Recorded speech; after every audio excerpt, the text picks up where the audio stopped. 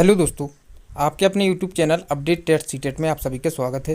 दोस्तों, आज की वीडियो में देखने वाले हैं डीएलएड थर्ड सेमेस्टर हिंदी के दोस्तों सभी बहुविकल्पीय प्रश्न जो कि दोस्तों पिछले परीक्षा में आए हैं। और दोस्तों, आपके जो बहुत ही महत्वपूर्ण प्रश्न हैं उन प्रश्नों को देखेंगे आपकी एग्ज़ाम को जो है देखते हुए कि दोस्तों आपके एग्ज़ाम को कुछ ही दिन शेष रह गए हैं। उसके पहले दोस्तों आज जो है हम समावेशी शिक्षा, शिक्षक मूल्यांकन, सामाजिक अध्ययन सभी की जो है बहुविकल्पियों के साथ आज हम हिंदी के जो है बहुविकल्पीय प्रश्न आपके साथ साझा करेंगे। देखिए दोस्तों, इसमें आप जितने भी बहुविकल्पीय प्रश्न देखेंगे सभी बहुत महत्वपूर्ण होंगे।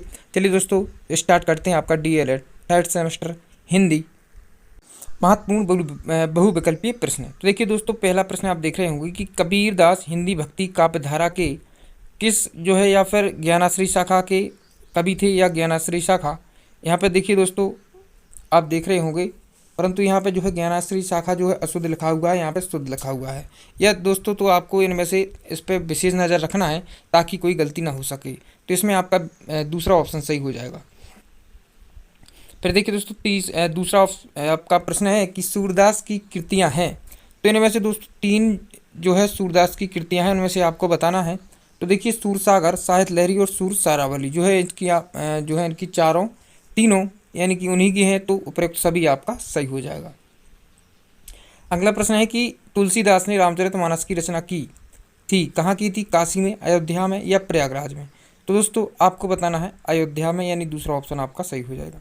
तुलसीदास जी के काव्य भेद हैं, तो दोस्तों प्रबंधक काव्य या मुक्तक काव्य या गीति काव्य। तो दोस्तों उपरोक्त सभी यानी कि तीनों आपका सही आंसर हो जाएगा।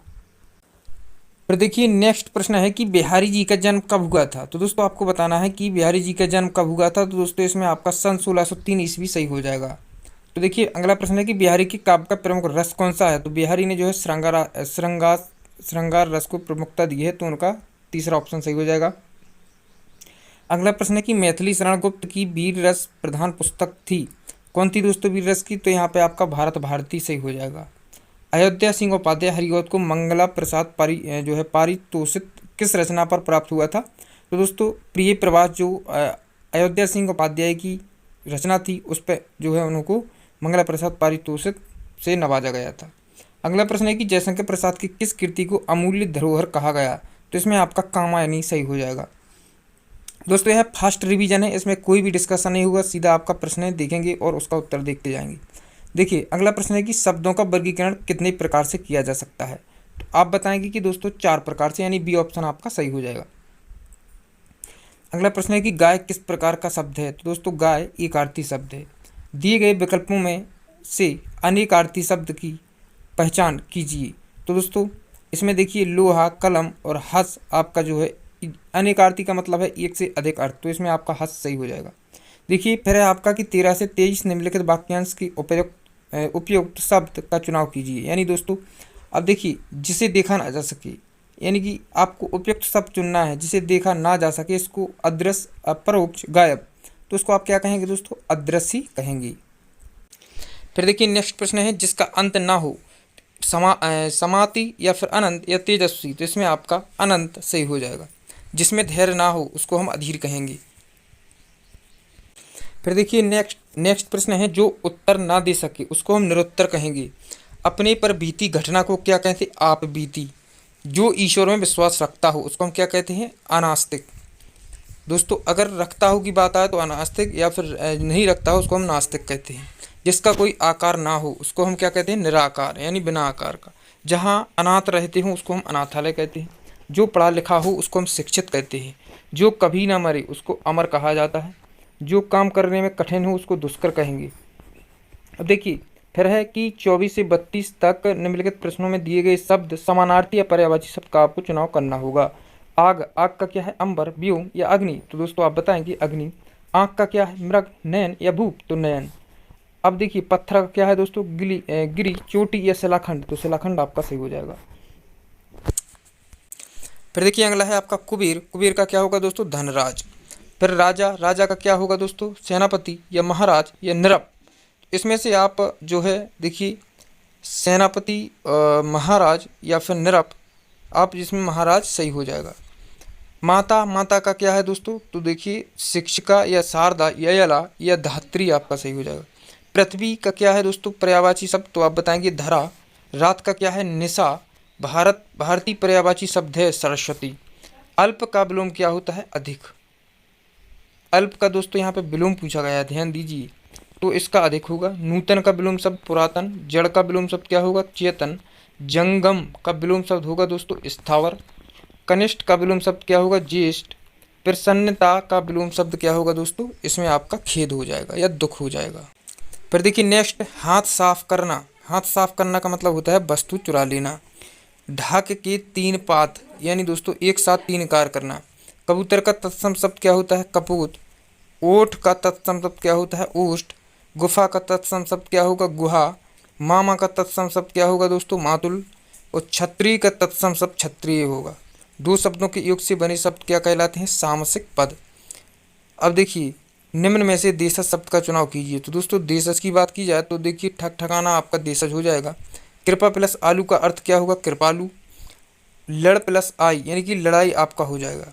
साहित्य को ज्ञान की राशि का संचित कोष किसने बताया, तो रामचंद्र शुक्ल आपका सही आंसर हो जाएगा। फिर देखिए नेक्स्ट है आपका किस शब्द की वर्तनी शुद्ध है, तो आपको शुद्ध बताना है। इसमें आपका देखिए त्याज त्याज है त्याज तपा जाए, तो इसमें आपका त्याज यानी ए ऑप्शन सही हो जाएगा। भाषाई कौशल नहीं है गद्य पठन वाचन लेखन, तो इसमें आपका गद्य यानी कि कौशल नहीं है, पठन वाचन लेखन आपका है। फिर देखिए गद्य का अर्थ क्या होता है दोस्तों कहना। गद्य की विधा नहीं है क्या नहीं है कविता। भाषा की दृष्टि से पाठ्य पुस्तकों को होना चाहिए कैसा होना चाहिए शुद्ध होना चाहिए। गद्य का प्रयोग, अब देखिए गद्य का प्रयोग किया जाता है, तो दोस्तों गद्य का प्रयोग किया जाता है वैदिक व्यवहार में बोलचाल में या फिर परस्पर विचार विमर्श में, तो आपका इन सभी में किया जाता है, तो सही हो जाएगा। रचना का अर्थ क्या होता है दोस्तों, तो रचना का अर्थ होता है क्रमबद्ध करके प्रस्तुत करना। अब देखिए नेक्स्ट है आपका कि क्रमबद्ध जो भाषा के रूप हैं, तो भाषा के रूप कौन कौन से हैं दोस्तों राजभाषा अंतर्राष्ट्रीय भाषा मातृभाषा, इनमें सभी आपका सही हो जाएगा। भाषा का कौशल है कौन सा है दोस्तों पढ़ना लिखना या बोलना, तो इसमें आपका ये सभी यानी दोस्तों भाषा कौशल की बात की जाए तो आपको याद इसमें यह रखना है। देखिए सुबोपाली, जब आप यह देखेंगे सुबोपाली यानी दोस्तों सुनना बोलना पढ़ना और लिखना, यह आपके जो है भाषा कौशल है। भाषा का मुख्य रूप क्या है, तो इसमें आपका शाब्दिक अशाब्दिक दोनों प्रकार के हो जाएंगे। औपचारिक भाषा में प्रधान पक्ष होता है क्या होता है बौद्धिक पक्ष। भाषा का मूल घटक क्या है, तो इसमें आपका भाषा विज्ञान व्याकरण भाषा कौशल सभी हो जाएगा। देखेंगे दोस्तों नेक्स्ट प्रश्न नेक्स्ट है कि भाषा का मुख्य तत्व क्या है, तो इसमें आपको बताना है मुख्य तत्व यानी कि दोस्तों देखिए भाव या विचार अभिव्यक्ति या आ और बा दोनों हो जाएंगे। भाषा एवं विचारों में अभिव्यक्ति के प्रभाव प्रयुक्त होता है क्या होता है दोस्तों बोलने में। मूल्यांकन के कितने पक्ष होते हैं दोस्तों, तो मूल्यांकन के 3 पक्ष होते हैं। कौशल की कुशलता को कितने भागों में बांटा जा सकता है, तो 4 भागों में बांटा जा सकता है। मूल्यांकन का अर्थ है तो क्या होगा दोस्तों मूल्यांकन का अर्थ है छात्रों के शैक्षिक लक्ष्यों की प्राप्ति की जांच करना ही मूल्यांकन का अर्थ है। मूल्यांकन एक निरंतर चलने वाली प्रक्रिया है। यह कथन किसका है, तो दोस्तों यह एनसीईआरटी का है। फिर देखिए नेक्स्ट है कि मूल्यांकन एक सतत प्रक्रिया है। यह शिक्षा की संपूर्ण प्रणाली का आवश्यक अंग है और शिक्षा के उद्देश्यों के साथ पूर्ण रूप से संबंधित है। यह कथन किसका है, तो यह कोठारी कमीशन का है। मूल्यांकन के अंतर्गत व्यक्ति या समाज या दोनों की दृष्टि से जो अच्छा है और वांछनीय उसे मानकर चला जाता है, यह कथन किसका है, यह जो है रेमर्स व गेज का कथन है। इन दोनों कथनों को आप अच्छे से ध्यान रखिएगा। देखेंगे नेक्स्ट प्रश्न नेक्स्ट है मौखिक अभिव्यक्ति में नहीं आता क्या नहीं आता दोस्तों, इसमें आपका कविता लेखन हो जाएगा। अभिव्यक्ति का उद्देश्य क्या है, तो अभिव्यक्ति का उद्देश्य आपका देखिए बोलने की योग्यता लिखने की योग्यता और प्रयोग सभी आपका सही हो जाएगा। मौखिक अभिव्यक्ति की विशेषता है, तो इसमें आपका शुद्ध उच्चारण शुद्ध भाषा की अभिव्यक्ति और सशक्त भाषा तीनों हो जाएंगे। लिखित अभिव्यक्ति का उद्देश्य क्या है, इसमें आपका स्वतः लेखन में रुचि श्रुति लेखन शब्दकोश में वृद्धि उपयुक्त सभी आपका सही हो जाएगा। देखिए 2016 में पूछा गया प्रश्न है कबीर के सूफी गुरु कौन थे, तो दोस्तों आपको बताना है कबीर के सूफी गुरु, तो इसमें आप शेख तकी लिख सकते हैं। क्या भूलूं क्या याद करूं कि विधायक देखिए 2016 में पूछा गया है, तो यह क्या है दोस्तों, यह आत्मकथा है।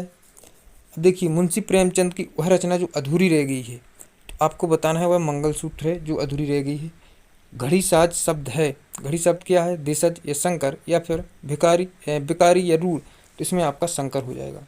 रसाल शब्द का पर्यायवाची क्या है दोस्तों, इसमें आपका आम हो जाएगा।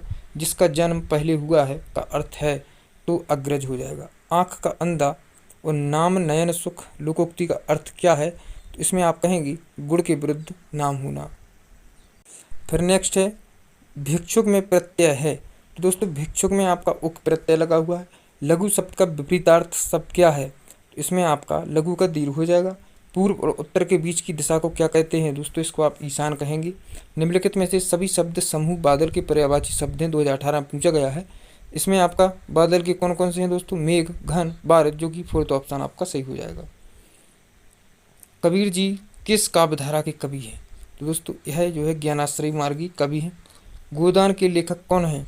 तो जो है गोदान के मुंशी प्रेमचंद हैं। गोदान, गबन, सेवा सदन ये सब जो है प्रेमचंद की रचना है। आम के आम गुठलियों के दाम का अर्थ क्या होगा? तो इसमें आपको बताना है जो है दोहरा मुनाफा। किसी प्रति उदारता एवं कृपापूर्व किए जाने वाले व्यवहार को क्या कहते हैं? इसमें आप अनुग्रह कहेंगे। तो दोस्तों इस प्रकार से जो है आपके हिंदी के जितने भी प्रश्न थे दोस्तों, भूविकल्पीय प्रश्न इसमें हमने डिस्कस की। और अब जो है अति लघु उत्तरीय प्रश्नों की जो श्रृंखला लाएंगे दोस्तों कुछ ही देर में, तो आप उसको भी अच्छे से देखेंगे। इसको अच्छे से पढ़िए। जो भी महत्वपूर्ण प्रश्न हैं दोस्तों पिछली परीक्षाओं में आए हुए प्रश्न हैं उन्हीं को हमने इसमें शामिल किया था। मिलते हैं अगली वीडियो में, जब तक ध्यान रखिए अपना। आपका समय शुभ हो। धन्यवाद।